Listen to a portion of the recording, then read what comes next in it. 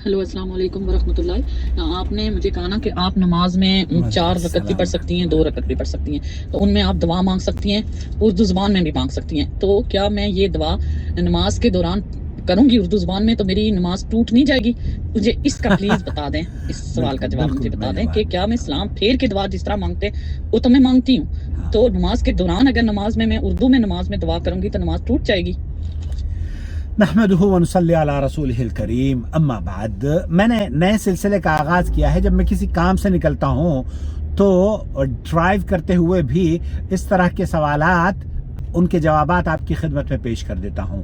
امید ہے کہ اللہ رب العالمین مجھے امن و سلامتی کے ساتھ اس راستے پر سے گزرنا آسان فرمائے اور اس کار خیر میں بھی اللہ تعالیٰ میری مدد فرما دے، چونکہ یہ سلسلہ ایک اللہ تعالیٰ کی طرف سے بہت پذیرائی حاصل کر رہا ہے اور میرے چینل کو بہت فروغ مل رہا ہے۔ میرا چینل دن بدن اللہ کے فضل و کرم سے سینکڑوں لوگ بلا مبالغہ اس میں روزانہ جڑتے ہیں۔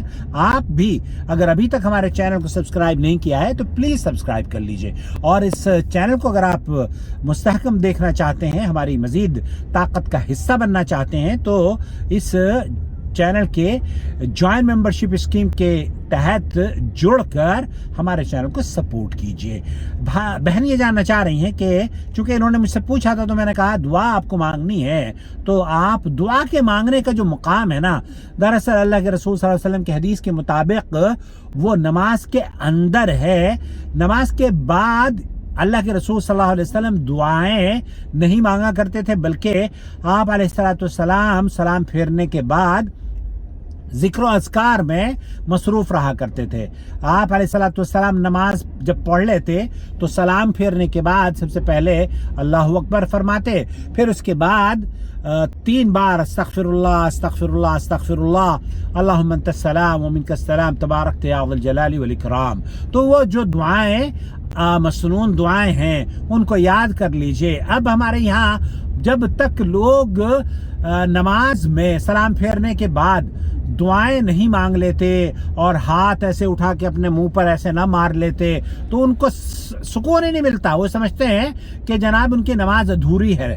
شیخ صالح الفوزان ہیں، شیخ عبدالعزیز بن باز ہیں، سعودی عرب کے علماء اور مشائخ سے پوچھا گیا کہ نماز میں کیا ہم جو غیر عرب ہیں ان کے علاوہ کیا غیر عربی میں دعائیں مانگی جا سکتی ہیں؟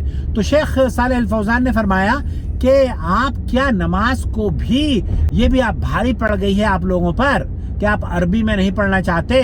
تو نہیں، سائل نے کہا کہ شیخ ہم سے اصل میں کسی اجنبی نے پوچھا ہے جو عربی زبان نہیں جانتا، اسے دعائیہ کلمات تو یاد ہیں، سورہ فاتحہ بھی یاد ہے، درود شریف بھی یاد ہے، رکوع کی تسبیحات بھی، سجدے کی تسبیحات بھی، لیکن جو یاد اس کو اب جیسے کہا ہے اللہ کے رسول صلی اللہ علیہ وسلم کا فرمان ہے کہ سجدے میں بندہ اپنے رب کے زیادہ قریب ہوتا ہے، اور دعاؤں کے لیے اللہ کے رسول صلی اللہ علیہ وسلم نے فرمایا ہے کہ نماز کے اخیر میں، نماز کے اخیر کا مطلب یہ ہے کہ دبر الصلاۃ کا مطلب ہوتا ہے کہ اس دبر کہتے ہیں اس کے پچھلے حصے کو، کسی بھی چیز کے پچھلے حصے کو، پونچھ کو کہہ لیجئے، تو پچھلا حصہ جو نماز کا ہے وہ سلام سے پہلے ہوا ہے نماز ہی کے اندر۔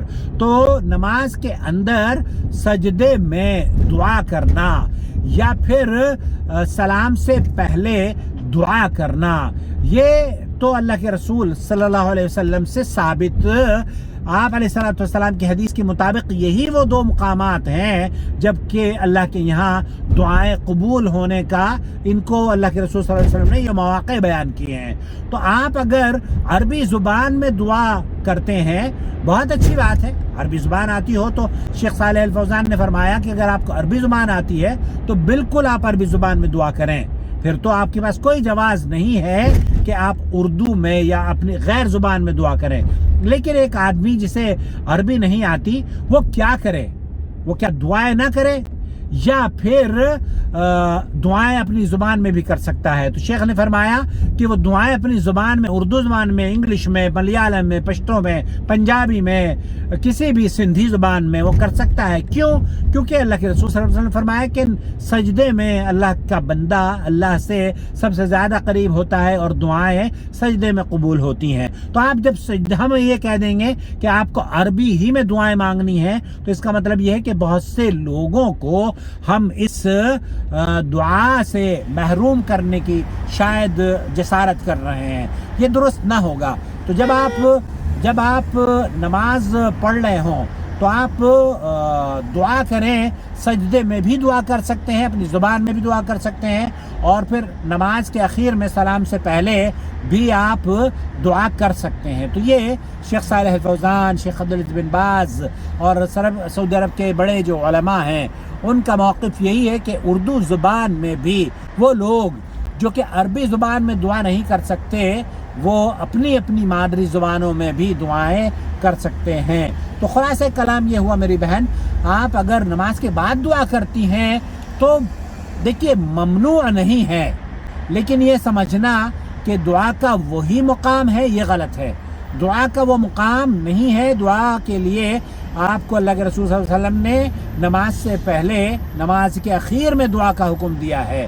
تو آپ اور ہم اگر اخیر میں یا سجدے میں دعا کرتے ہیں تو یہ انشاءاللہ تعالی بالکل درست ہے، جائز ہے، اور اللہ کے رسول صلی اللہ علیہ وسلم کی اس حدیث کے مطابق ہے کہ آپ نماز کے پچھلے حصے میں جو اس کو کہتے ہیں نا کہ سلام سے پہلے جو آخری حصہ ہے اس میں دعائیں کریں. تو اس میں جب آپ دعائیں کریں گے انشاءاللہ تعالی دعائیں مقبول ہوں گی. مجھے امید ہے وضاحت ہو گئی ہوگی.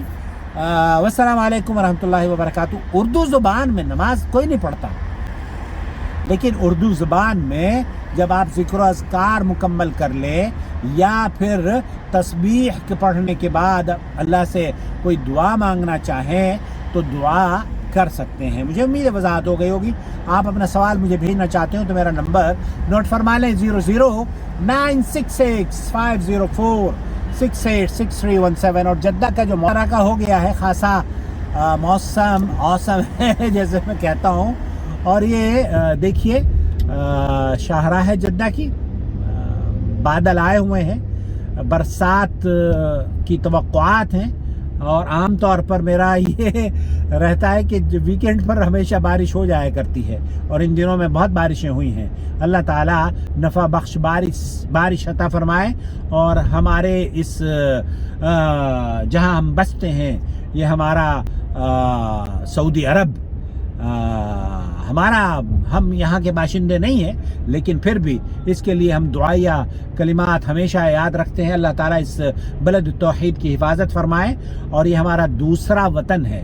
وطن سے دور اگر کوئی وطن ہے تو سعودی عرب ہمارا وطن ہے. اللہ تعالیٰ حرمین کی حفاظت فرمائے اور یہاں کے حکمران کی اور باشندوں کی. اللہ رب العالمین ان کو عزت سے مالا مال فرمائے اور ان کے کاموں میں اللہ رب العالمین برکت دیتا رہے اور ان کے مالوں میں اللہ تعالیٰ بڑھوتری اور اضافہ فرمائے. والسلام علیکم ورحمۃ اللہ وبرکاتہ. آپ کا بھائی محمد عاقل جدہ سے. وما أرسلنا من قبلك إلا رجالا نوحي إليهم فاسألوا أهل الذكر إن كنتم لا تعلمون. بالبينات والزبر وأنزلنا إليك الذكر لتبين للناس ما نزل إليهم ولعلهم يتفكرون. أفأمن الذين مكروا السيئات أن يخسف الله بهم الأرض أو يأتيهم العذاب من حيث لا يشعرون.